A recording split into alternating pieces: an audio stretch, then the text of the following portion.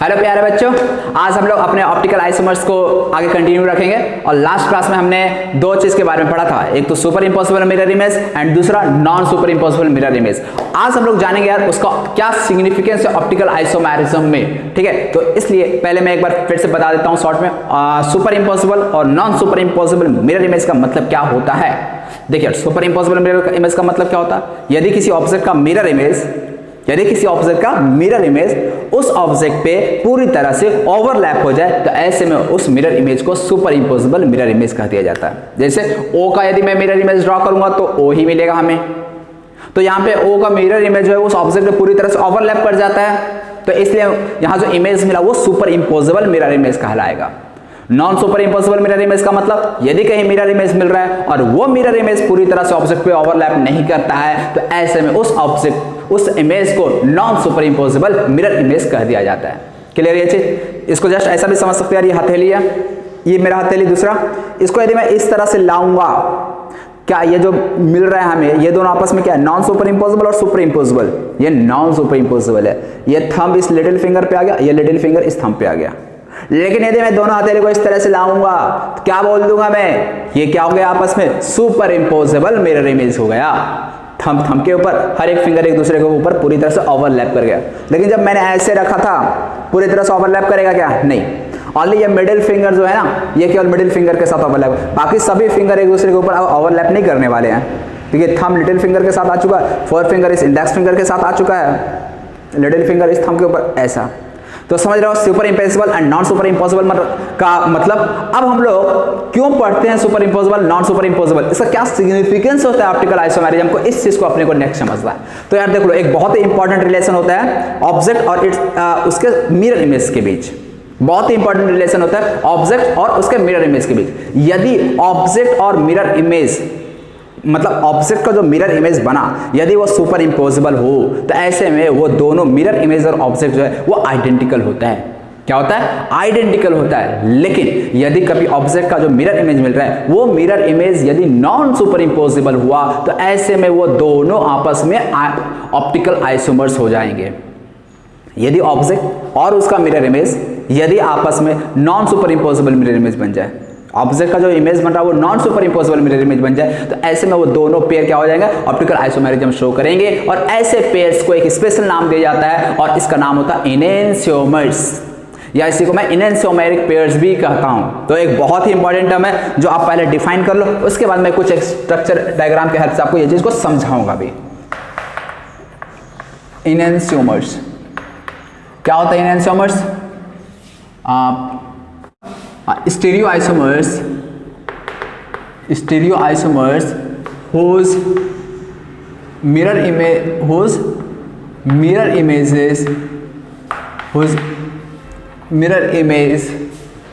are not superimposable,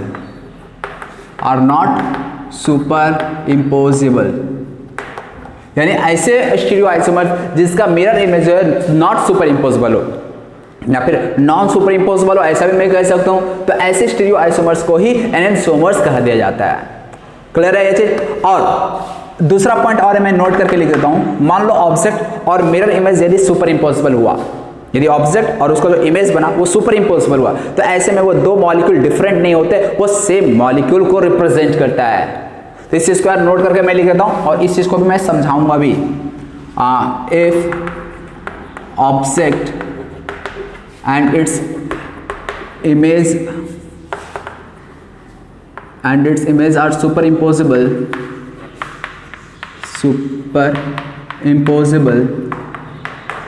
then this का मतलब क्या, ऑब्जेक्ट और जो मिरर इमेज होगा वो, then these are identical। अब यहाँ पे दिस का मतलब लिखना हो तो लिख लेना, दिस में क्या क्या आ गया, object and it's mirror image, इस दोनों का बात हो रहा है। मतलब ये दोनों अब क्या हो जाएंगे, आइडेंटिकल हो जाएंगे, ये अब दो डिफरेंट मॉलिक्यूल्स नहीं रहे। लेकिन यदि कोई ऑब्जेक्ट और उसका mirror image non super impossible आ गया तो ऐसे केस में वो दो डिफरेंट मॉलिक्यूल्स होंगे और उनके बीच आपस में क्या रिलेशन होगा, वो दोनों आपस में ऑप्टिकल आइसोमर्स होंगे। और उस ऑप्टिकल आइसोमर्स को ही हम लोग क्या नाम दे देंगे, एनेंसियोमर्स। समझे? तो इस चीज़ को भी मैं नोट करके लिख देता हूँ। If object and it's mirror image, if object and its mirror image is not superimposable,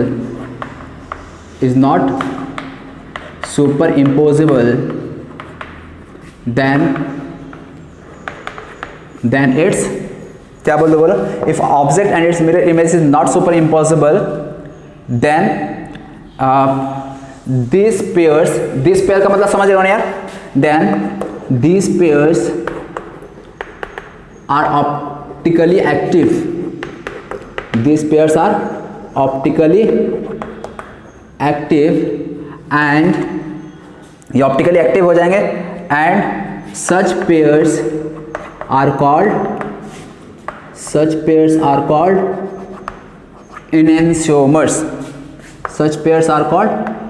enantiomers, बहुत ही इंपॉर्टेंट पॉइंट है। यहाँ पे देखना यार, नोट करके इस पॉइंट को लिखना हो तो ये भी लिख लेना कि जो एनेंशियोमर्स में होंगे, मान लो यार हमारे पास कोई एक ऑब्जेक्ट ए है, इसका मिरर इमेज ऐसा मान लो, कोई ऑब्जेक्ट एम, इसका मिरर इमेज बना एम डैश। यदि ये दोनों नॉन सुपर इम्पोसिबल में है तो ऐसे में ये दो डिफरेंट मॉलिक्यूल होंगे, और इन दोनों के बीच में रिलेशन क्या हो जाएगा? They will be optical isomers and ऐसे पेयर्स का नाम क्या हो जाता है? एनेंशियोमर्स हो जाता है। ठीक, और यदि ऑब्जेक्ट और उसका इमेज सुपर इम्पोजिबल हो गया तो ऐसे केस में ये आपस में आइडेंटिकल हो जाता है। ठीक है, मतलब वो दो डिफरेंट मॉलिक्यूल नहीं रहता, लेकिन यहाँ पे वो दो डिफरेंट मॉलिक्यूल होगा। रिलेशन क्या होता है ऑलरेडी बता चुके, तो ये चीज समझ में आ गया। अब इसको हम लोग यार एक एग्जांपल के हेल्प से और अच्छे से समझ लेते हैं। आप लोग इसे पहले नोट कर लो। तो देखो यार, मैं एक एग्जांपल ले लेता हूँ। यहाँ पे मान लो यार हमारे पास ये कोई एग्जांपल है, COH, इस कारण पे HOH, ये CH3। सबसे पहले यार ये कंपाउंड ऑप्टिकली एक्टिव है या नहीं है, कैसे बताएंगे? तो यार देख सकते हैं यहाँ पे एक कायरल सेंटर प्रेजेंट है। यदि एक कायरल सेंटर प्रेजेंट है किसी मॉलिक्यूल में तो वो ऑप्टिकली एक्टिव होगा ही होगा। यदि किसी मॉलिक्यूल में एक कायरल सेंटर प्रेजेंट है तो वो मॉलिक्यूल ऑप्टिकली एक्टिव होगा ही होगा। मतलब if any molecule has one chiral centre then that compound must be optically active. यहाँ पे कायरल सेंटर है ना, अब यहाँ पे मैंने बहुत जोर देकर बोला must be optically active if it has one chiral centre. जोर देकर क्यों बोला यार, एम्फेसिस क्यों दिया? जरूरी है, क्योंकि यदि मान लो if any compound has two chiral centre then it may or may not be optically active. समझ रहे हो डिफरेंस? यदि एक कायरल सेंटर प्रेजेंट है तो वो ऑप्टिकली एक्टिव तो होगा ही होगा, लेकिन एक से ज्यादा कायरल सेंटर किसी मॉलिक्यूल में प्रेजेंट है तब वो मॉलिक्यूल हो भी सकता ऑप्टिकली एक्टिव, नहीं भी हो सकता ऑप्टिकली एक्टिव। ये थोड़ा समझना पड़ेगा आप लोगों को, तो इसके लिए मैं बाद में नोट करके भी लिखवाऊंगा और एग्जांपल के हेल्प से अभी एक्सप्लेन करने वाला हूं। आज के लेक्चर में हो जाएगा। पहले अभी हम लोग सिंपल सा मतलब समझ लेते हैं। एनेंशियोमर का मतलब क्या होता है? ये मिरर है, कोई ये मॉलिक्यूल है, इसका यदि मैं मिरर इमेज बनाऊं तो पहले तो तुम्हें यह बताना है कि ये जो मिरर इमेज बना ये सुपर इम्पोजिबल है या non superimposable mirror image है। देख लो यार, इसको उठाओ यहाँ पे रख दो। यदि इसको यहाँ उठाकर रख दूं तो क्या दिख रहा है? Non superimposable mirror image. ये OH इस OH के ऊपर आ जाएगा, ये H इस OH के ऊपर आ जाएगा, OH H के ऊपर आ जाएगा, H OH के ऊपर आ जाएगा। इसका मतलब यहाँ पे जो दोनों पेयर्स है ये आपस में क्या, इनके बीच में रिलेशन हो जाएगा non superimposable mirror image. ये क्या आपस में? Non superimposable mirror image.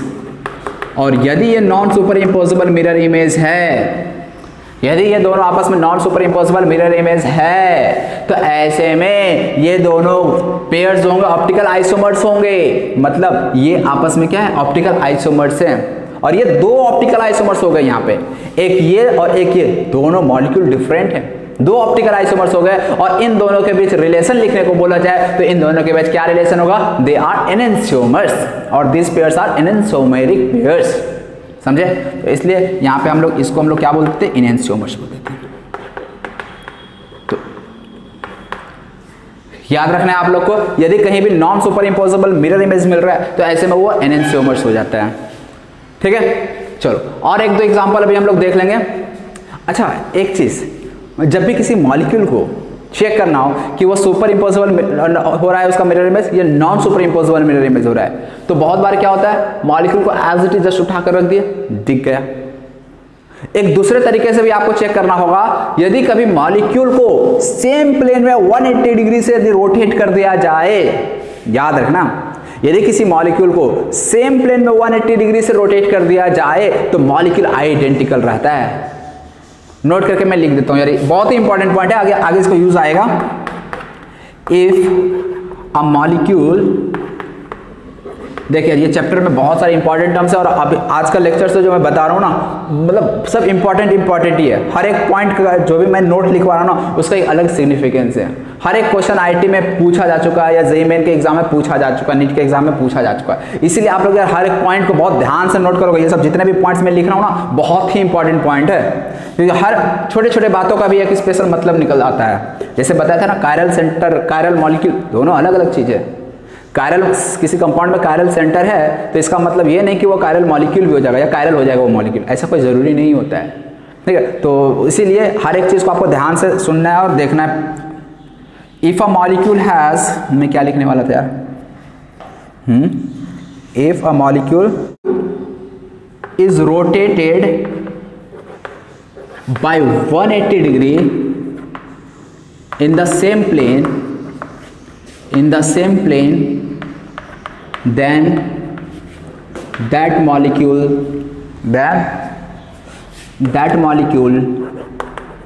remains identical. Then that molecule remains identical.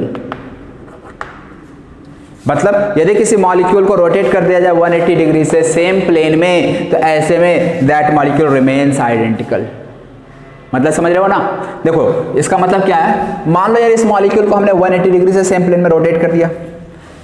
देखो ना कार का स्टीयरिंग को कैसे रोटेट करते हो, ऐसे करते हो ना, इसी तरह से इसको भी रोटेट करना है। इसको पकड़ो 180 डिग्री से रोटेट कर दो। यदि 180 डिग्री से रोटेट कर दोगे तो आपको क्या मिलने वाला, ऊपर चला जाएगा CH3, यहाँ पे आ जाएगा CH3।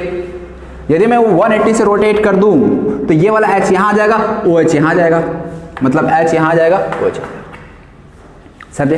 यदि आपसे पूछ दिया जाए ये मॉलिक्यूल और ये, यहाँ पे CH3 नहीं होगा, यहाँ COH आ जाएगा।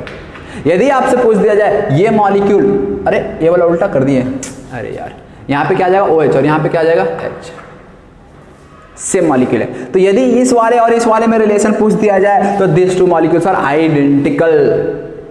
ऐसा मत बोल देना कि ये मिरर इमेज है, हाँ मिरर इमेज तो है नहीं है, ये सेम मॉलिक्यूल है। देखो इसका CH3 ऊपर चला गया, ये COH नीचे आ गया, OH यहाँ H, मतलब इसी को 180 डिग्री से सेम प्लेन में रोटेट कर दिया गया।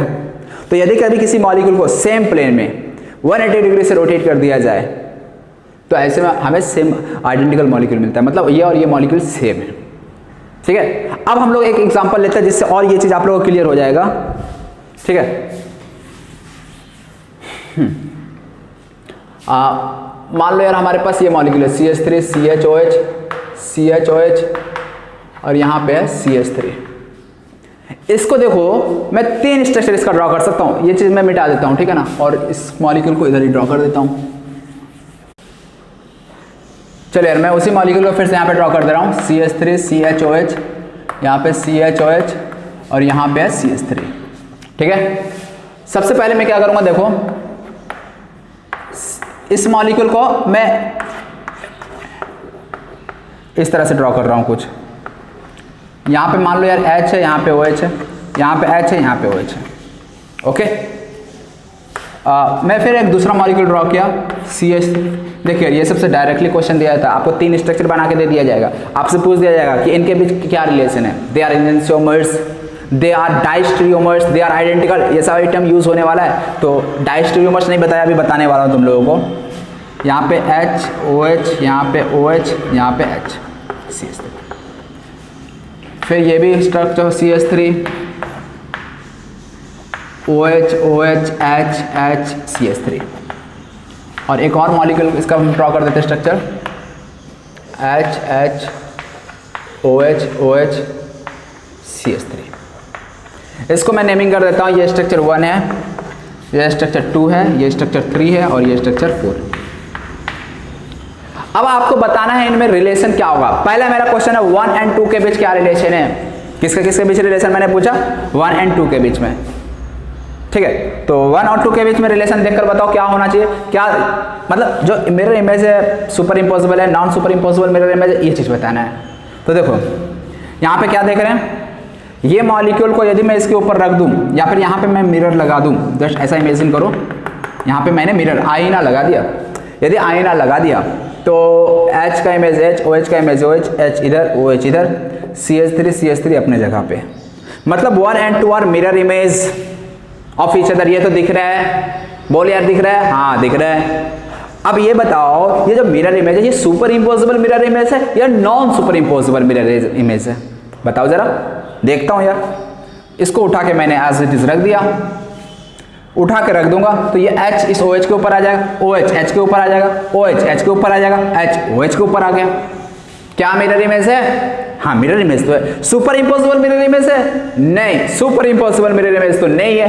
क्यों, क्योंकि ये एक दूसरे को पूरी तरह से ओवरलैप नहीं कर रहा है, मतलब फिर क्या हो गया, ये दोनों आपस में non super impossible mirror image है। और यदि ये non super impossible mirror image है तो इन दोनों के बीच क्या रिलेशन हो गया, बताओ बताओ बताओ, इनैनसोमर्स। तो यार लिख लो पहले ये चीज आप लोग, 1 and 2 आर इनैनसोमर्स।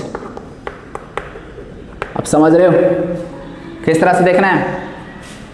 2 and 1 2 हो गया, 2 and 3 को छोड़ो, हाँ चलो 2 and 3 पे आ जाओ। 2 and 3 के बीच क्या रिलेशन है, देखकर बताओ 2 and 3 के बीच क्या रिलेशन होगा। तो यहाँ OH H इधर OH OH सेम साइड आ गया, क्या देख रहे हो, क्या 2 and 3 are mirror image of each other और नॉट, तो they are not mirror image of each other, वो मिरर इमेज है ही नहीं। क्या ये ऑप्टिकल आइसोमर्स हैं, यस ऑप्टिकल आइसोमर्स तो हैं, देख सकते हो यार, ये कायरल सेंटर प्रेजेंट है, ये भी कायरल सेंटर प्रेजेंट है। यदि कायरल सेंटर प्रेजेंट है किसी मॉलिक्यूल में तो ऑप्टिकल आइसोमर्स होगा, यदि किसी मॉलिक्यूल में कायरल सेंटर प्रेजेंट है तो ऑप्टिकल आइसोमर्स होगा। अब ऑप्टिकल आइसोमर्स है तो देख यार बहुत ही इंपॉर्टेंट, आगे भी एक पॉइंट अभी नोट आने वाला है। यदि कोई ऑप्टिकल आइसोमर शो कर रहा है तो उस ऑप्टिकल आइसोमर्स में कुछ पेयर ऐसे निकल सकते हैं जो ऑप्टिकली एक्टिव होगा, कुछ ऐसे भी हो सकते हैं जो ऑप्टिकली इनएक्टिव भी हो सकता। मतलब ये कि ऑप्टिकली इनएक्टिव कंपाउंड भी, ऑप्टिकली इनएक्टिव मॉलिक्यूल भी ऑप्टिकल आइसोमेरिज्म शो कर सकता है। इसलिए यदि आपको ऐसा लगता है कि कोई कंपाउंड ऑप्टिकली इनएक्टिव बोल दिए सर, इसका मतलब वो ऑप्टिकल आइसोमेरिज्म शो कर ही नहीं सकता, ऐसा नहीं होता है। इसलिए ऐसा यदि सोच रहे हो कि optically inactive compound optical isomers नहीं हो सकता, ऑप्टिकल आइसोमेरिज्म उसको नहीं बोल सकते, ऐसा नहीं। ऑप्टिकली इनएक्टिव कंपाउंड भी ऑप्टिकल आइसोमर्स हो सकता है, मतलब ऐसा मैं बोल सकता हूं ऑप्टिकल आइसोमर्स में optically active plus optically inactive दोनों आ जाते हैं। आगे इस पॉइंट को भी मैं बहुत अच्छे से क्लियर करने वाला हूं, ठीक है, थोड़ा पेशेंस रखना, बहुत अच्छे से क्लियर करूंगा मैं क्या बोलना चाह रहा हूं और ये कहां अप्लाई होता, कैसे अप्लाई होता। बाय द वे इसी एग्जांपल में वो चीज क्लियर हो जाएगा। हाँ, तो यहां पे मैंने क्या देखा, 2 and 3 are not mirror image of each other but they are optical isomers because this have also 2 chiral centre, और यहां पे भी देख सकते हो इसके भी 2 कायरल सेंटर है। तो ऐसे पेयर्स जो कि मिरर इमेज ना हो उसे हम लोग एक स्पेशल नाम देते हैं डायस्टीरियोमर्स। क्या नाम देते हैं बच्चों, डायस्टीरियोमर्स। डिफाइन करना हो तो कैसे डिफाइन कर देंगे, तो ऐसे स्टीरियो आइसोमर्स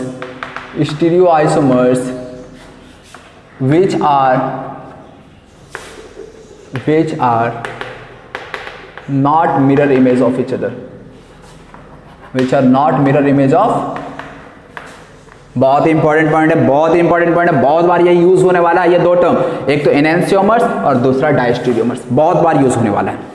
तो 2 and 3 क्या देखें, 2 and 3 are not mirror image of each other, ऐसे में हम लोग इसको क्या कह देंगे, डायस्टीरियोमर्स। तो एक काम करता हूँ मैं यहाँ पे एक काम करता हूँ, यहाँ पे मैं एनेंशियोमर्स में कौन कौन पेयर मिला, एक 1 2 का पेयर मिला, 1 2 are enantiomers of each other. और कोई एनेंशियोमर है क्या, चलो यार देखते हैं आगे। और एक मैं बना देता हूँ डायस्टीरियोमर्स का, कहाँ पे बना दूँ यार, यहाँ पे मैं लिख देता हूँ, ठीक है ना। तुम लोग यार नोट्स में अच्छे से लिखना, ठीक है ना, मैं ऊपर नीचे लेफ्ट राइट कहीं भी लिख देता हूँ, मैं जहाँ जगह मिलता है वहाँ लिख देता हूँ। तुम लोग ऐसा नहीं करोगे, तुम लोग फेयर से जिसको जहाँ पे मैं लिखने बोल रहा हूँ वहीं पे आप लिखोगे नोट करके, ठीक है। डायस्टीरियोमर्स में एक पेयर तो हमें मिल गया 2 and 3, और कोई दूसरा पेयर है जो डायस्टेरियोमर्स होगा? यस, 1 and 3 भी डायस्टेरियोमर्स होगा। देख लो 1 and 3 में भी कोई मिरर इमेज वाला रिलेशन नहीं है, मतलब 1 and 3 भी डायस्टेरियोमर्स होंगे। इसके अलावा 2 and 4 क्या है? 2 and 4 क्या है? 2 and 4 भी डायस्टेरियोमर्स है। देख ले यार, मिरर इमेज दिख रहा है क्या? इसके सामने आईना रखो, ये दिखेगा क्या? नहीं दिखेगा। इसका मतलब 2 and 4 भी डायस्टेरियोमर्स हैं। और कुछ 1 and 4 को देखो, 1 and 4 भी diastereomers, they are not mirror images of each other. तो यहाँ पे 1 and 4 मतलब ये 4 पेयर ऐसे हैं जो डायस्टेरियोमर्स हैं। अब मेरे को एक रिलेशन देखना है 3 and 4 में। 3 and 4 में क्या रिलेशन है? तो 3 and 4 में आप लोग क्या दिख रहा है? पहले तो चेक करो मिरर इमेज है या नहीं है। पहले चेक करो मिरर इमेज है या नहीं है। 3 and 4 में रिलेशन देखना चाहता हूं मैं। तो मान लो यार यहाँ पे मैंने मिरर लगा दिया, ठीक है ना, मिरर लगा दिया, आईना, हाँ लगा तो दिया। क्या मिरर इमेज है? हाँ मिरर इमेज है, दिख रहा है ना मिरर इमेज? हाँ मिरर इमेज तो है।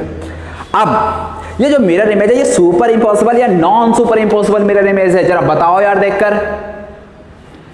इसको उठाओगे, इसको इसके ऊपर रख दोगे, OH H के ऊपर दिखेगा, इस OH H H OH H OH, मतलब सुपर इम्पोज तो नहीं किया, मतलब आपको ये दिख रहा है कि ये दोनों आपस में non super impossible mirror image है। ये दिख रहा है ना? लेकिन ऐसा दिख रहा है तो ये गलत हो गया। क्यों गलत हो गया? कहाँ गलत सोच लिए? क्या कम सोच लिए? बता बता बता। देखिए अभी मैंने एक तुम लोगों को बात बताई थी, पते की बात। क्या थी वो बात? यदि किसी मॉलिक्यूल को सेम प्लेन में 180 डिग्री से रोटेट कर दिया जाए, यदि इसको मैं उठाया, पकड़ा और इसको इस तरह से रोटेट कर दिया, मतलब ये CH3 को यहाँ, इस CH3 को यहाँ ले गया, तो मुझे बताओ यदि मैं इसको यहाँ ले गया तो ये वाला OH कहाँ जाएगा? यहाँ। ये वाला OH कहाँ जाएगा? यहाँ। CH3 ऊपर नीचे तो वो अपने जगह पे ही रह जाएगा। यदि नहीं समझ रहे हो तो यहाँ पे मैं छोटा सा स्ट्रक्चर में बता दे रहा हूँ। इसको 180 डिग्री से सेम प्लेन में रोटेट कर दिया, यहाँ पे भी CH3। तो देखो यार, ये वाला OH यहाँ आ जाएगा, ये वाला H यहाँ पे आ जाएगा, ये OH यहाँ पे आ जाएगा, ये वाला H। क्या ये दोनों मॉलिक्यूल आइडेंटिकल है कि नहीं है? अभी यार मैंने नोट्स में लिखा था यहाँ पे कि यदि किसी मॉलिक्यूल को 180 डिग्री से सेम प्लेन में रोटेट कर दिया जाए तो मॉलिक्यूल आइडेंटिकल रहता है, मतलब ये मॉलिक्यूल सेम हो गया। और ये जो मॉलिक्यूल यहाँ पे बनाया गया ना, अरे यार यही वाला तो मॉलिक्यूल यहाँ पे भी दिख रहा है। यदि यही मॉलिक्यूल यहाँ पे भी दिख रहा है, इसका मतलब ये हो गया कि 3 and 4 are not optical isomers. ये दिख तो रहा है लेकिन एक्चुअली में 3 and 4 क्या है? आइडेंटिकल है। They are not different. Optical isomers show करेगा, ठीक है ना, ऑप्टिकल आइसोमर्स तो शो करेगा, but 3 and 4 are not different, they are identical. ऐसा मत बोल देना यहां से देखकर ये ऐसा लग रहा है, देख यार इसी में धोखा खाता है। तुम्हें डायरेक्ट इस तरह से पूछ दिया जाएगा, 3 and 4 का स्ट्रक्चर बना दिया जाएगा, पूछ दिया जाएगा what is the relation between 3 and 4। 4 option नीचे दिखेगा, एनेंशियोमर्स, डायस्टेरियोमर्स, आइडेंटिकल। चौथा ऑप्शन रहेगा they are not stereoisomers of each other. तो याद रखिएगा कि यहाँ पे ये क्या है? आइडेंटिकल है। तो इसीलिए आप जब भी मिरर इमेज चेक कर रहे हो तो एक बार 180 डिग्री से रोटेट करके देख लेना कि यार सेम आइडेंटिकल तो मॉलिक्यूल नहीं मिल जा रहा है। अब यहाँ पे तुम यदि रोटेट भी करोगे ना तो भी डिफरेंट ही मिलने वाला है यार। ऐसा मत सोचना कि सर इसको भी रोटेट करके देखिए ना जरा, आइडेंटिकल तो मिल जाएगा। तो यहाँ पे ऐसा नहीं होने वाला है। 1 and 2 को अब मत कह देना तुम लोग कि ये भी आपस में non super impossible, sorry super impossible mirror image है। ऐसा नहीं कर सकते यहाँ पे। कैसे? मान लो यार मैं 1 को 180 डिग्री से सेम प्लेन में रोटेट कर देता हूँ, मान लो मैं कर देता हूँ, रोटेट कर दिया, तो रोटेट यदि कर दूंगा तो हमें कैसा स्ट्रक्चर मिलने वाला है? जरा देखना, ये CH3 ऊपर, ये CH3 यहाँ, समझना जरा। यदि ये इसको रोटेट कर दिया 180 डिग्री से तो ये CH3 नीचे, ये CH3 ऊपर पहुंच गया। ये कार्बन कहाँ पे पहुंच जाएगा? मतलब ये वाला कार्बन यहाँ पे जा चुका है और ये H अब कहाँ जा चुका होगा? जब 180 डिग्री से रोटेट कर दिए तो ये वाला H कहाँ जा चुका होगा? पहले तो ये कार्बन यहाँ पहुंच चुका है, समझ रहे हो? और ये H जो है ना ये इधर आ चुका है, OH इधर आ चुका है। सेम, इसको जब मैं इधर से रोटेट किया तो ये कार्बन अब यहाँ जा चुका है और ये H यहाँ जाएगा, OH यहाँ जाएगा, मतलब रोटेट किया ना तो ये H यहाँ पे आ जाएगा और OH इधर आ जाएगा। समझ रहे हो? इसको यदि 180 डिग्री से सेम प्लेन में रोटेट किया जाएगा, क्या ये मॉलिक्यूल ये मॉलिक्यूल सेम दिख रहे हैं? नहीं दिख रहे हैं। मतलब यहाँ पे अब भी क्या कर सकते हो, क्या कर सकते हो कि ये जो होंगे आपस में non superimposable mirror image ही होंगे, और ऐसे पेयर को हम लोग एनंसियोमर कह देंगे। मतलब एनंसियोमर में आपको सुपर इम्पोजिबल मिरर इमेज नहीं मिलेगा, मिरर इमेज तो मिलेगा लेकिन नॉन सुपर इम्पोजिबल मिलेगा। समझ रहे हो इस चीज को? लेकिन इसमें क्या आपको दिख रहा है, इसका जो मिरर इमेज मिल रहा है वो आइडेंटिकल मिल जा रहा है। अब मत बोल देना भाई कि ये दोनों डिफरेंट है, non superimposable mirror image है, इसको उठा के इसके ऊपर रख दिए, OH H के ऊपर, OH H, ऐसे देखने से तो लग रहा है कि नॉन सुपर इम्पॉसिबल है, लेकिन यदि इसको 180 डिग्री से रोटेट करोगे और फिर देखोगे ना, दिख जाएगा कि दोनों मॉलिक्यूल सेम है, आइडेंटिकल है। समझे? तो अब ऐसे मॉलिक्यूल देखो, ऐसे मॉलिक्यूल, ऐसे कंपाउंड जिनका मिरर इमेज सुपर इम्पॉसिबल मिलता है, या फिर मैं ऐसा कह सकता हूं ऐसे मॉलिक्यूल, ऐसे कंपाउंड जिसका मिरर इमेज आइडेंटिकल होता है, ऐसे कंपाउंड को हम लोग नाम देते हैं मेसो कंपाउंड। क्या नाम दिया मैंने? क्या नाम बोला? Meso compound. नाम क्या होता है मैं लिख देता हूं यहाँ पे, मेसो, MESO। मैं इसे मिटा देता हूं। इसको हम लोग क्या बोलते हैं? Meso, MESO, meso compound. याद रहेगा। और मेसो कंपाउंड क्या होता है? ऑप्टिकली इनएक्टिव होता है। ये भी बहुत ही इंपॉर्टेंट पॉइंट है। ऐसे तुम लोग को दिख जाएगा ऑप्टिकली इनएक्टिव क्यों होता है। ये क्या होते हैं? ऑप्टिकली इनएक्टिव होते हैं। समझना जरा। इस वाले मॉलिक्यूल में जरा देखो तो centre of plane of symmetry present है या नहीं है, चेक करो और बताओ मुझे क्या इस वाले मॉलिक्यूल में प्लेन ऑफ सिमेट्री प्रेजेंट है या नहीं है। फिर बहुत आसानी से देख सकते हो। मान लो यार मैंने प्लेन ऐसा मान लिया, तो ऊपर वाला हाफ नीचे वाला हाफ का मिरर इमेज दिख रहा है कि नहीं दिख रहा है? दिख रहा है। यदि दिख रहा है तो यहाँ पे क्या बोलूंगा मैं? प्लेन ऑफ सिमेट्री प्रेजेंट है। और यदि प्लेन ऑफ सिमेट्री प्रेजेंट है तो ऐसे केस में कंपाउंड क्या हो गया? ऑप्टिकली एक्टिव या inactive? Optically inactive. POH, COH, OOH कोई भी तीनों में से आ गया तो वो कंपाउंड क्या हो जाएगा? Optically inactive. मतलब ये जो थर्ड वाला कंपाउंड मेसो कंपाउंड है और ये ऑप्टिकली इनएक्टिव होता है। मेसो कंपाउंड को पहचानने का एक और तरीका, सिंपली आप देख लो, मिरर इमेज मत बनाने जाओ।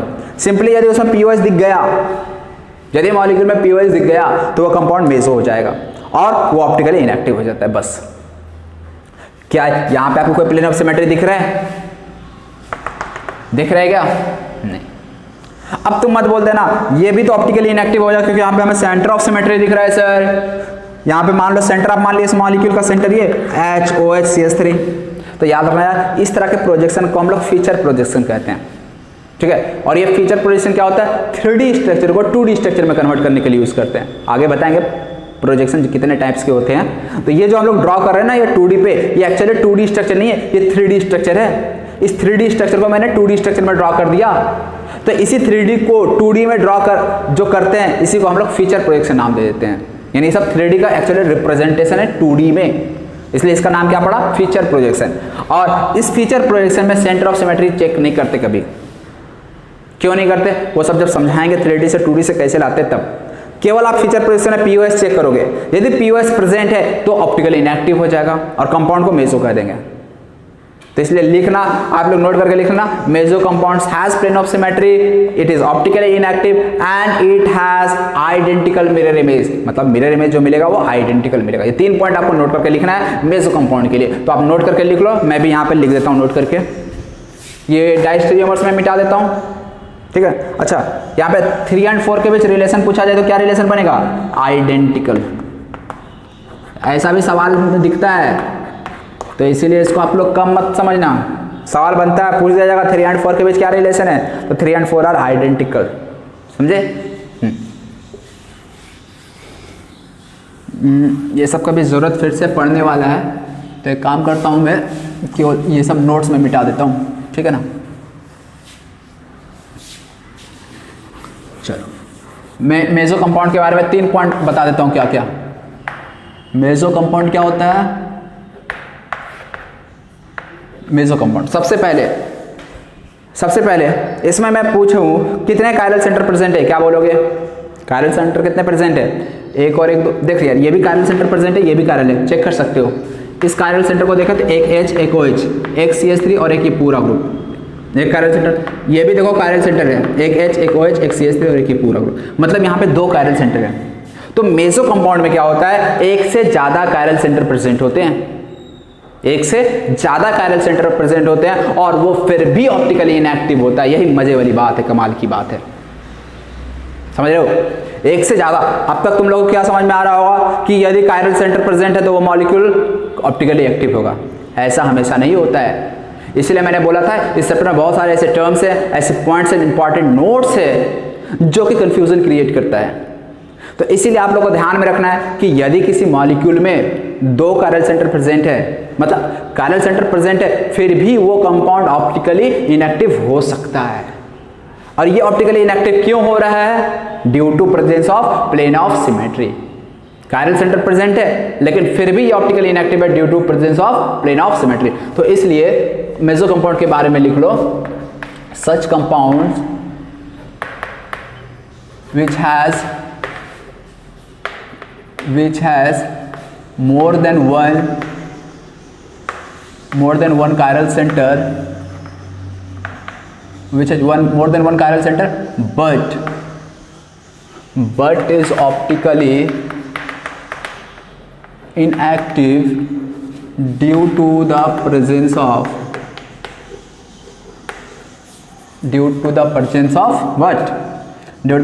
plane of symmetry। मतलब मेसो कंपाउंड जो होता है वो प्लेन ऑफ सिमेट्री या कहीं कहीं ऐसा भी हो सकता है सेंटर ऑफ सिमेट्री के कारण भी हो सकता है। WS की बात ही नहीं करना अपने को, ठीक है। तो POS या COS के कारण कोई मॉलिक्यूल ऑप्टिकली इनएक्टिव हो जाता है, और ये भी जरूरी है एक से ज्यादा कायरल सेंटर प्रेजेंट होना, मोर देन 1 कायरल सेंटर, और POS और CS के प्रेजेंट होने के कारण वो ऑप्टिकली इनएक्टिव बन जाता है, ठीक है। तो इस तरह से मैंने ओरिजिनल कंपाउंड को मिटा दिया ना। ये सब नोट करके लिखना हो तो लिख लेना कि जो फीचर, ये सब फीचर प्रोजेक्शन है। फीचर प्रोजेक्शन में सेंटर ऑफ सिमेट्री नहीं देखा जाता, ओनली क्या देखा जाता है, POS प्लेन ऑफ सिमेट्री देखा जाता है, ठीक है। तो अब एक जो इंपॉर्टेंट पॉइंट मैं बताना चाहता हूं ना वो ये, अच्छा मेसो कंपाउंड के बारे में लिखा ना, एक काम करूँ मैं इसे मिटा देता हूँ, ठीक है, इसको मिटा देता हूँ, जरूरत पड़ेगा तो मैं फिर से ड्रॉ कर दूंगा, ठीक है। मेसो कंपाउंड के बारे में कुछ इंपॉर्टेंट पॉइंट से पहले वो लिख लो।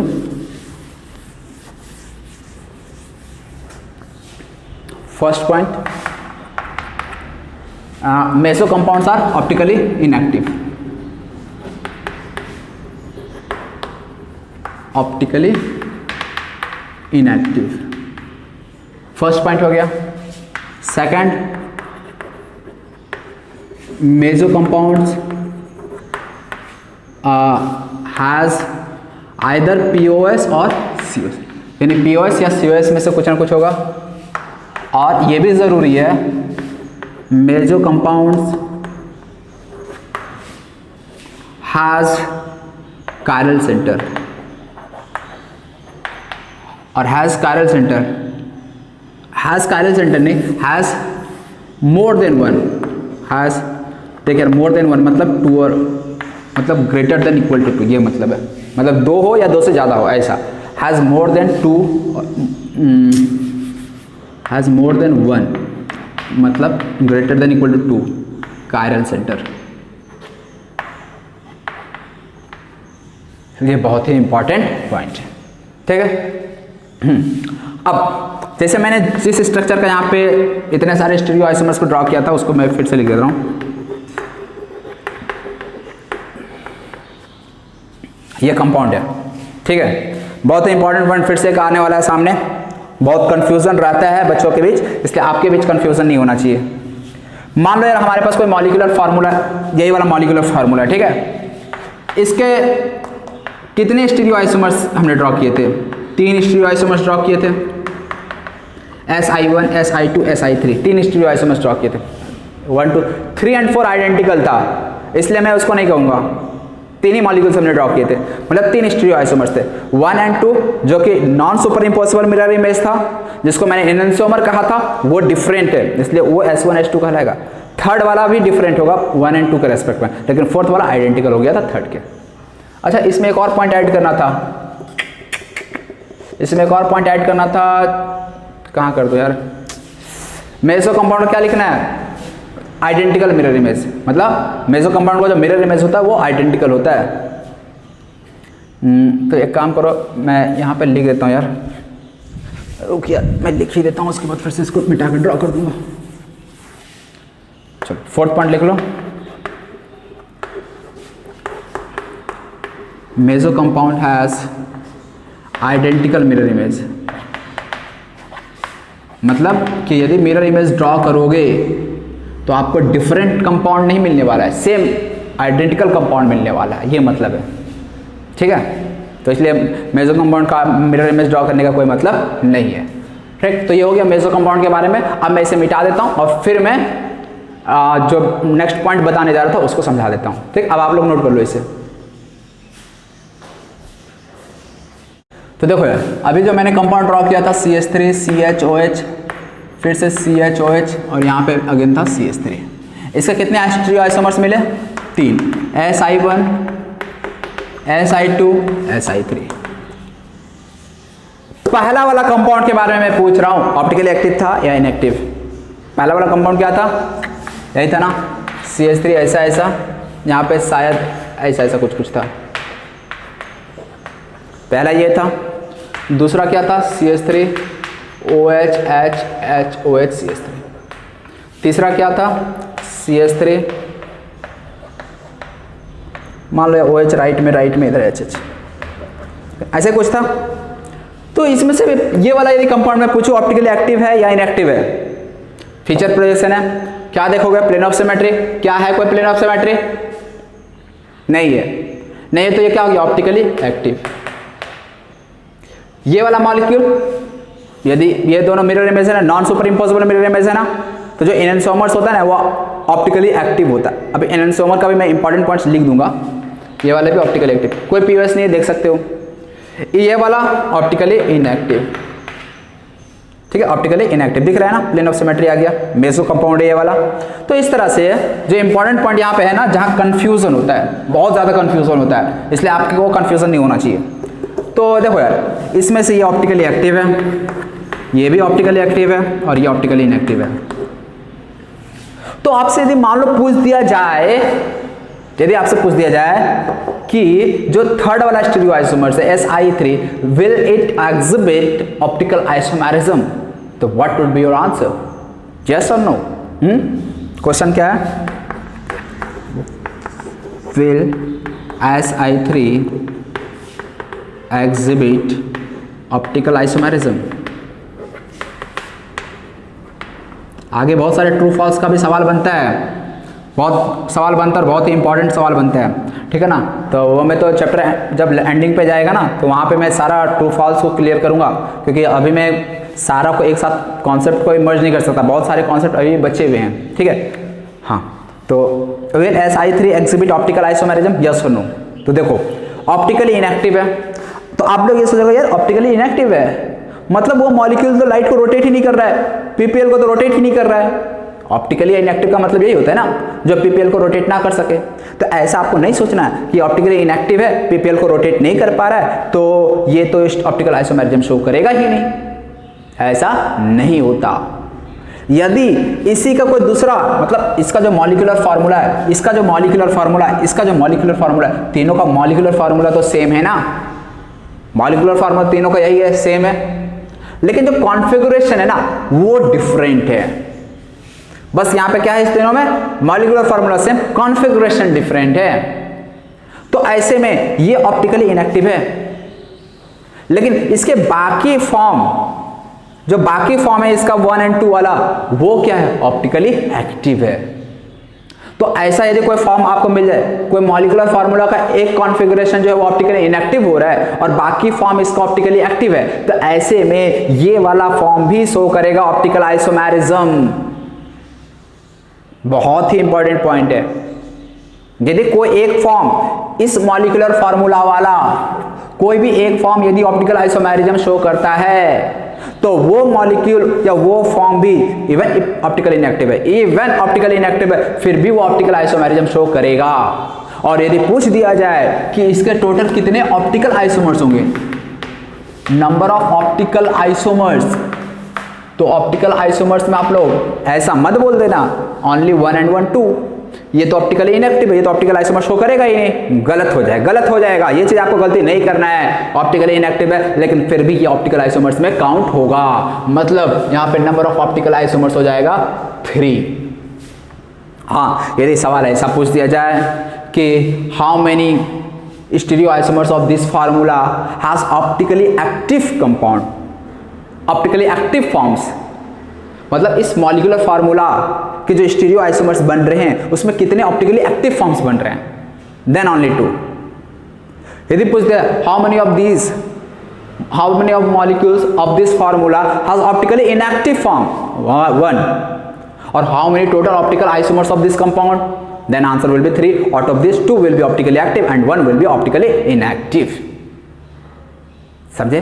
अब मान लो हमारे पास कोई मॉलिक्यूलर फार्मूला है, उस मॉलिक्यूलर फार्मूला का मैंने 2 डिफरेंट स्ट्रक्चर ड्रॉ किया, 2 डिफरेंट स्ट्रक्चर, लेकिन दोनों के दोनों, हमारे पास कोई मॉलिक्यूलर फार्मूला थे, हमने 2 स्ट्रक्चर ड्रॉ किए और दोनों के दोनों ऑप्टिकली इनएक्टिव आ रहे हैं, दोनों के दोनों ऑप्टिकली इनएक्टिव, तब ऐसे केस में वो कंपाउंड ऑप्टिकल आइसोमर शो करेगा ही नहीं, कोई भी फॉर्म ऑप्टिकल आइसोमर शो नहीं करेगा।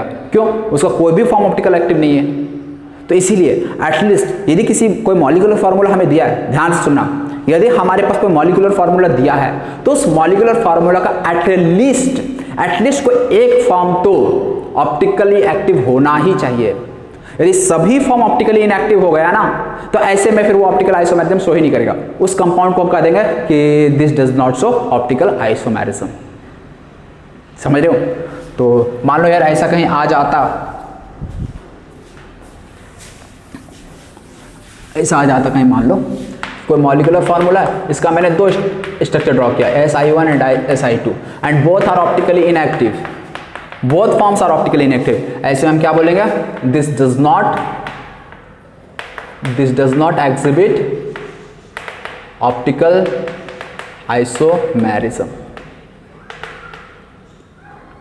समझे? लेकिन यदि मॉलिक्यूलर फार्मूला हमारे पास कोई है और इसमें से 3-4 कंपाउंड है, 5 कंपाउंड है, ठीक है, पहला ऑप्टिकली इनएक्टिव, ये ऑप्टिकली इनएक्टिव, ये भी ऑप्टिकली इनएक्टिव, ये भी optically inactive, but this 5th form is optically active, then this compound will be called, मतलब ये कंपाउंड को कहा जाएगा कि दिस एग्जिबिट ऑप्टिकल आइसोमेरिज्म। मतलब कोई एक फॉर्म भी यदि ऑप्टिकल आइसोमेरिज्म शो करने लगे ना, तो कहलाएगा कि ये मॉलिक्यूलर फार्मूला, ये जो भी कंपाउंड हो, ये कंपाउंड ऑप्टिकल आइसोमेरिज्म शो करता है, जिसके 4 ऑप्टिकली इनएक्टिव फॉर्म होंगे और 1 ऑप्टिकली एक्टिव फॉर्म होंगे। समझे? तो इसीलिए आप लोग को ये मिसकंसेप्शन नहीं रखना है कि जो ऑप्टिकली इनएक्टिव कंपाउंड होते हैं वो ऑप्टिकल आइसोमेरिज्म शो नहीं करेगा, गलत हो जाएगा। समझे? कहने का मतलब ये नोट कर लो, आप लोग नोट कर लो। मान लो आपको कोई मेसो कंपाउंड देकर आपसे पूछ दिया जाए, ठीक है ना, जैसे मान लो ये कंपाउंड आपको देकर पूछ दिया जाए, आपसे पूछ दिया जाए कि डज दिस मॉलिक्यूल और विल दिस मॉलिक्यूल, ऐसा कर देता हूं, डज, ये सब ट्रू फॉल्स बनता है, does this molecule exhibit optical isomerism, क्या बोलोगे? क्या ये मॉलिक्यूल ऑप्टिकल आइसोमेरिज्म शो करेगा? तो देखेंगे कि ये मॉलिक्यूल एक्सिबिट करेगा या नहीं करेगा। कैसे देखेंगे? तो ये तो यार मॉलिक्यूल क्या दिख गया हमको? ऑप्टिकली इनएक्टिव दिख गया, POS आ गया, ऑप्टिकली इनएक्टिव मेसो कंपाउंड हो गया ये। तो क्या हम कह देंगे कि ये मॉलिक्यूल ऑप्टिकल आइसोमेरिज्म शो नहीं करेगा? नहीं, ऐसा नहीं कर सकते, ऐसा नहीं कर सकते। फिर हमें देखना पड़ेगा इसका कोई भी अदर फॉर्म, यदि ऑप्टिकली एक्टिव निकल गया इसका कोई भी अदर फॉर्म, कोई भी अदर फॉर्म, जैसे मैंने एक इसका ये बना दिया फॉर्म OH, ये वाला, अरे यार मैंने वही बना दिया, यहाँ H आ जाएगा, यहाँ OH, इसी का यही मॉलिक्यूलर फार्मूला वाला हमने ये कंपाउंड बना दिया, same molecular formula but have different configuration, और ये वाला मॉलिक्यूल ऑप्टिकली एक्टिव होगा। तो इसका कोई भी एक फॉर्म यदि ऑप्टिकली एक्टिव निकल गया तो ये कंपाउंड ऑप्टिकल आइसोमेरिज्म शो करेगा। समझे? तो नोट करके आपको पॉइंट लिखना है, यदि कोई कंपाउंड ऑप्टिकली इनएक्टिव है, optically inactive form may or may not show optical isomerism.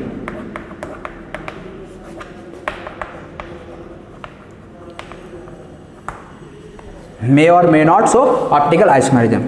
या may not को अभी फिलहाल हटा दो, अभी केवल ये पॉइंट आपको ध्यान रखना है, ऑप्टिकली इनएक्टिव फॉर्म में शो ऑप्टिकल आइसोमेरिज्म, मतलब जो ऑप्टिकली इनएक्टिव फॉर्म होगा ना वो भी ऑप्टिकल आइसोमेरिज्म शो कर सकता है। कंडीशन क्या है, उसके बाकी जो भी फॉर्म्स है ना उसमें से कोई भी एक फॉर्म ऑप्टिकली एक्टिव होना चाहिए।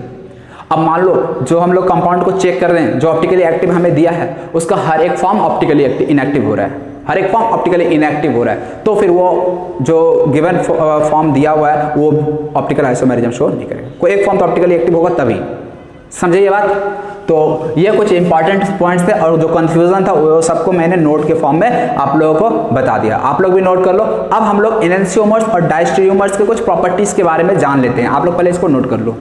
तो देखो यार, पहले एनेंशियोमर के बारे में जो अक्सर पूछ दिया जाता है बहुत बार, एनेंशियोमर। फर्स्ट पॉइंट, एनेंशियोमर्स क्या होता है, ऑप्टिकली एक्टिव होता है या इनएक्टिव होता है? ऑप्टिकली एक्टिव होता है। तो फर्स्ट पॉइंट हो गया, ये ऑप्टिकली एक्टिव होता है, ऑप्टिकली एक्टिव फॉर्म्स होता है।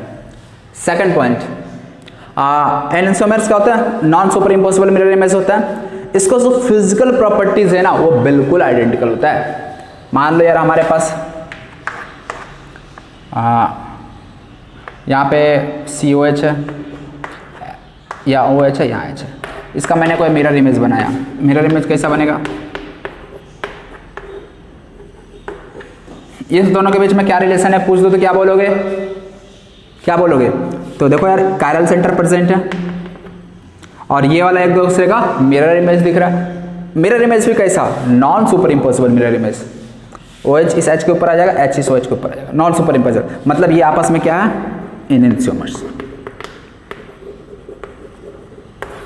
ठीक है, एनेंशियोमर्स क्या होता है, देखो तो मॉलिक्यूल का कॉन्फ़िगरेशन चेंज हो रहा है क्या, चेंज हो रहा है क्या? नहीं ना, बिल्कुल जो एटम जहां पे था वहीं पे है ना। तो इसलिए क्या बोलते हैं, जो एनेंशियोमर्स होते हैं ना उनका फिजिकल प्रॉपर्टीज आइडेंटिकल होता है, आइडेंटिकल होता है। आइडेंटिकल का मतलब, यदि बॉइलिंग पॉइंट इस वाले फॉर्म का, देखो यार इसमें भी दो फॉर्म होता है एनेंशियोमर को, एक को हम लोग D कहते हैं, एक L फॉर्म कहते हैं। जो PPL को राइट में रोटेट करते हैं उसे हम लोग डेक्स्ट्रो रोटेटरी कंपाउंड कहते हैं, और जो लेफ्ट में रोटेट करते हैं वो लेवो रोटेटरी कहलाता है। तो एनेंशियोमर्स में भी अभी हम लोग आएंगे। तो सुनो, एनेंशियोमर्स में क्या होता है, ये मान लो PPL को राइट में रोटेट करेगा तो ये वाला फॉर्म क्या होगा, जस्ट उल्टा रोटेट करेगा PPL को, ये लेफ्ट में रोटेट करेगा। और मैग्नीट्यूड ऑफ रोटेशन दोनों जगह सेम होता है, ये इंपॉर्टेंट पॉइंट है, ये सब अभी मैं लिख दे रहा हूँ। सबसे पहला तो ऑप्टिकली एक्टिव होते हैं enantiomers, second they have same magnitude of rotation, मतलब रोटेशन दोनों में क्या होगा, सेम होगा, लेकिन जो रोटेशन का जो साइन होता है वो चेंज हो जाएगा, यानी प्लस 40 डिग्री है तो दूसरा माइनस 40 डिग्री होगा, ये चेंज हो जाएगा। But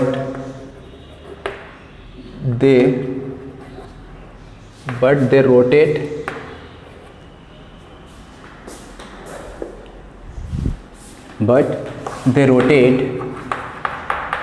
PPL in opposite direction, बस यही डिफरेंस आता है, ये डायरेक्शन है, ठीक है ना। But they rotate PPL plane polarised light in opposite direction, मतलब एक राइट में रोटेट कर रहा है तो दूसरा लेफ्ट में रोटेट करेगा, बस ये मतलब है। थर्ड, दे हैव आइडेंटिकल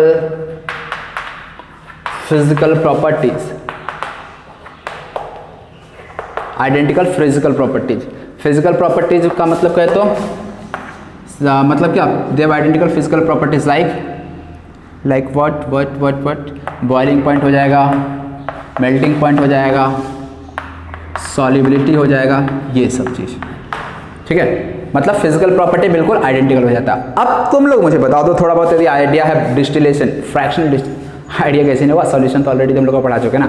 हाँ, तो मान लो यार बॉइलिंग पॉइंट मैं सेम कर दूँ, बॉइलिंग पॉइंट सेम कर दूंगा तो क्या ऐसे सब्सटेंस को हम लोग फ्रैक्शनल डिस्टिलेशन के हेल्प से सेपरेट कर सकेंगे?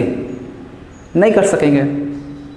फ्रैक्शनल डिस्टिलेशन में क्या होता है, अलग अलग बॉइलिंग पॉइंट होता है, तो जिसका बॉइलिंग पॉइंट कम होगा वो पहले सेपरेट हो जाएगा, जिसका बॉइलिंग पॉइंट ज़्यादा होगा वो बाद में सेपरेट होगा।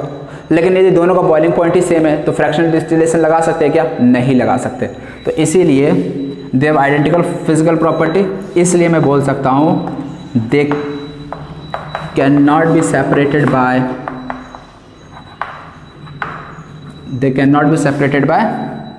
fractional distillation.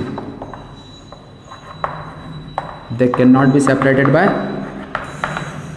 fractional distillation. मतलब कि हम लोग इसको सेपरेट नहीं कर पाते हैं फ्रैक्शनल डिस्टिलेशन के मेथड से। ये दोनों फॉर्म्स जो है ना, मिरर इमेज जो एनेंसोमर्स है, ये इनको हम लोग आपस में फ्रैक्शनल डिस्टिलेशन के मेथड से सेपरेट नहीं कर पाते।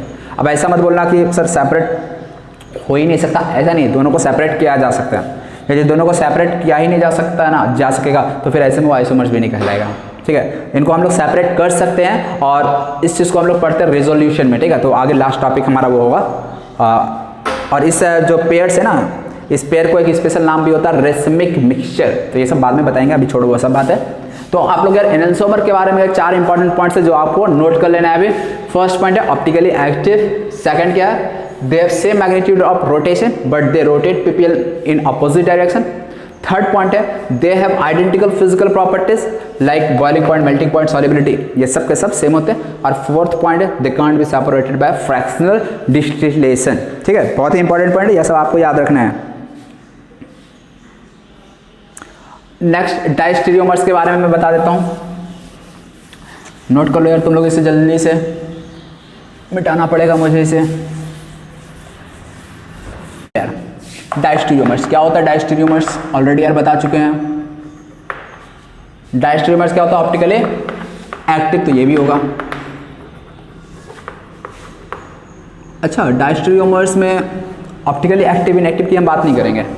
हो सकता है कोई फॉर्म ऑप्टिकली एक्टिव निकल जाए, वो हो सकता है ऑप्टिकली इनएक्टिव निकल जाए, क्योंकि डायस्टेरियोमर्स में हम लोग किसको रखते हैं? नॉन मिरर इमेजेस को। मतलब कोई एक मॉलिक्यूल है, हो सकता है एक हम लोग एनेंसोमेरिक पेयर्स में से एक ले लिए, दूसरा हम लोग मेसो कंपाउंड को ले लिए। तो मेसो कंपाउंड और जो एनेंसोमेरिक पेयर में से कोई एक मॉलिक्यूल है, जैसे मान लो CH3, यहाँ पे CH3 OH OHH और ये मॉलिक्यूल, इन दोनों के बीच रिलेशन क्या होगा? क्या रिलेशन हो जाएगा इन दोनों के बीच में? This two are diastereomers. Diastereomers क्यों? क्योंकि ये एक दूसरे का मिरर इमेज है ही नहीं। लेकिन यार एक चीज याद रखना तुम लोग कि जो डायस्टेरियोमर्स होता है ना, वो stereo isomers which are not mirror images of each other. बहुत ही इंपॉर्टेंट पॉइंट है। आपसे मैं एक सवाल पूछूं, CH3 C double bond CH3 HH, ठीक है, पहला मॉलिक्यूल ये,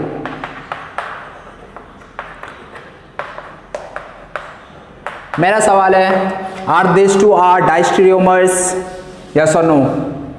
यस और नो, ये दोनों आपस में डायस्टेरियोमर्स होंगे या नहीं होंगे? देख सकते हो, ये सिस फॉर्म है, ये ट्रांस फॉर्म है, बोथ आर ज्योमेट्रिकल आइसोमर्स। तो क्या ये डायस्टेरियोमर्स होंगे या नहीं होंगे? तो देख यार, ये दोनों भी डायस्टेरियोमर्स होगा। ऐसा दिमाग में मत रखना बात कि केवल ऑप्टिकल आइसोमर्स वाले में ही हम लोग डायस्टेरियोमर्स की बात करेंगे, ऐसा बिल्कुल भी नहीं है।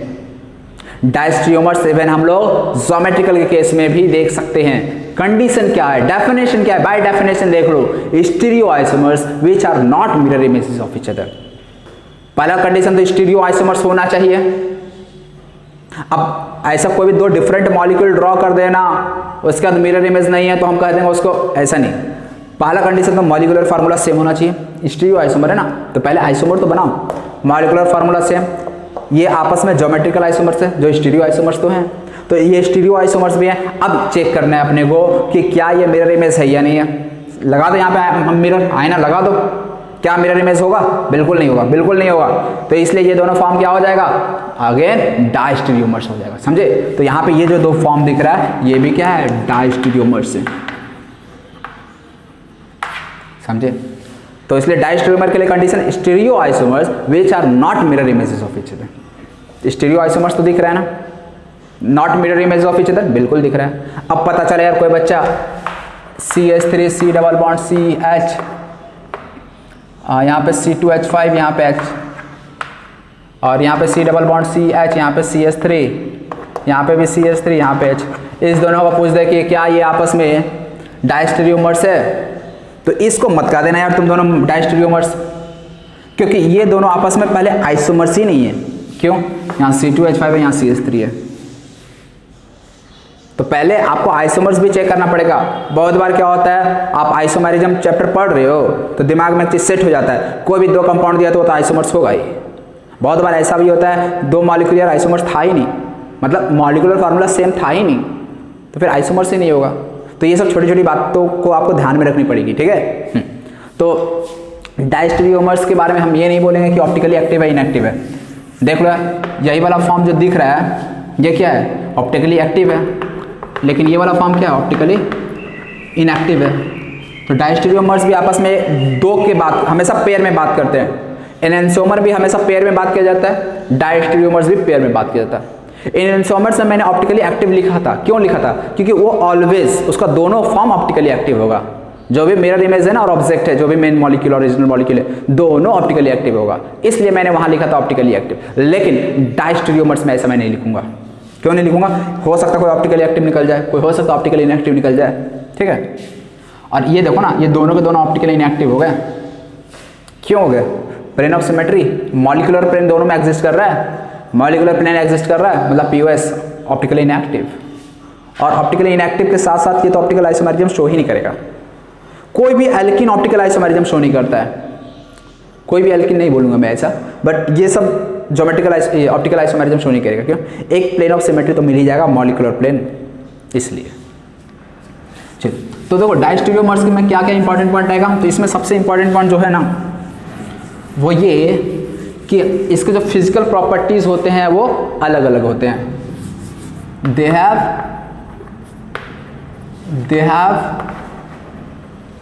Different physical properties. First point, physical property different. यदि फिजिकल प्रॉपर्टीज डिफरेंट, इसका मतलब boiling point, melting point, solubility, ये सब डिफरेंट हो जाएगा। और यदि ये सब डिफरेंट हो गया, फ्रैक्शनल डिस्टिलेशन लगा सकते हैं कि नहीं, बिल्कुल लगा सकते हैं। मतलब they can be separated by fractional distillation. मतलब हम यहां पे दो मॉलिक्यूल को फ्रैक्शनल डिस्टिलेशन के हेल्प से सेपरेट कर सकते हैं, समझे। तो ये फ्रैक्शनल डायस्टेरियोमर्स से रिलेटेड दो इंपॉर्टेंट पॉइंट था। इसके अलावा डायस्टेरियोमर्स में कुछ और बातें नहीं है बताने के लिए, ठीक है। और इसके अलावा और भी बहुत सारे इंपॉर्टेंट पॉइंट्स है, बहुत सारी चीज़ें और हम लोग को ऑप्टिकल आइसोमेरिज्म में पढ़ना है, ठीक है। तो अभी के लिए लेक्चर को यहीं पे अपने को एंड करना पड़ेगा, ठीक है। और बाकी की बातें जो है अगले क्लास में हम लोग करेंगे। अभी के लिए bye bye and have a nice day.